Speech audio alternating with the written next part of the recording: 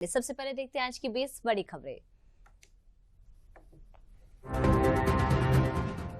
प्रधानमंत्री नरेंद्र मोदी अमृत भारत योजना में चिन्हित देश भर के 551 रेलवे स्टेशन तथा 777 रेलवे ओवरब्रिज व अंडरपास का लोकार्पण 26 फरवरी को करेंगे।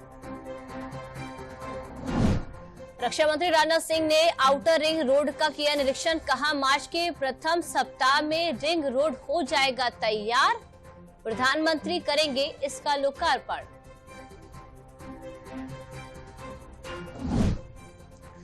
रक्षा मंत्री राजनाथ सिंह ने कल महापौर की उपस्थिति में घर घर कूड़ा उठाने वाली गाड़ियों को जनेश्वर मिश्र पार्क के पास दिखाई हरी झंडी, सफाई में मिलेगा सहयोग। स्मृति ईरानी ने कांग्रेस नेता जयराम रमेश के बयान का किया स्वागत, कहा राहुल गांधी अमेठी से लड़े, उनका बेसब्री से रहेगा इंतजार। उन्होंने कहा कि हमारी चुनौती को कांग्रेस ने किया है स्वीकार।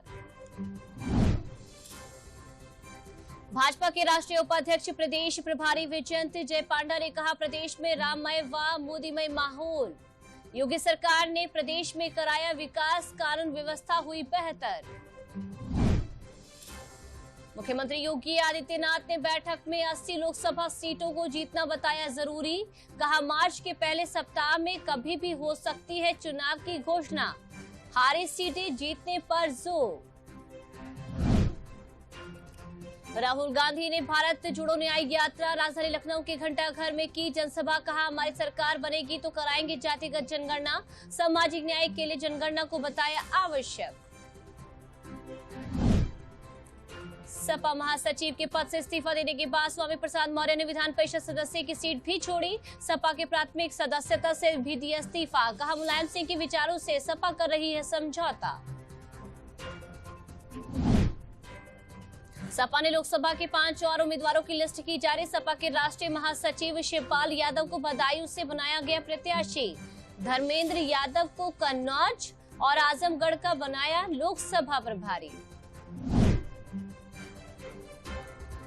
कन्नौज और आजमगढ़ सीट से अखिलेश यादव लड़ सकते हैं लोकसभा का चुनाव, धर्मेंद्र यादव को इन लोकसभा सीटों के लिए बनाया गया प्रभारी, सपा का इन सीटों पर रहा है बेहतर प्रदर्शन। सपा ने वाराणसी में सुरेंद्र सिंह पटेल को टिकट देकर कांग्रेस को दिया स्पष्ट संदेश, कांग्रेस से समझौते के रास्ते हो रहे हैं बंद, सपा ने 17 सीट कांग्रेस को देने का पहला दिया था प्रस्ताव।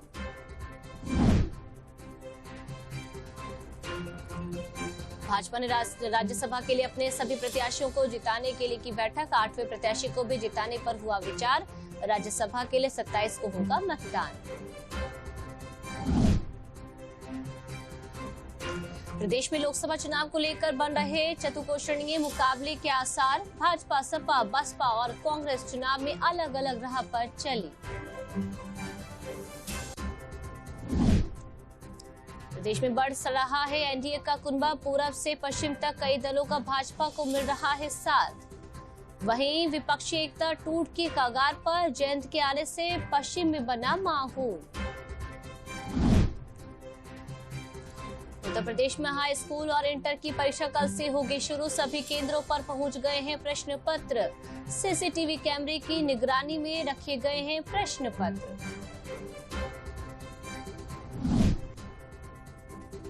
₹230 करोड़ की लागत से पूर्वांचल हाउसिंग लिमिटेड ला रहा है नया प्रोजेक्ट, शॉपिंग मॉल हॉस्पिटल पर काम शुरू, एलडीए ने नक्शे को दी विशेष अनुमति।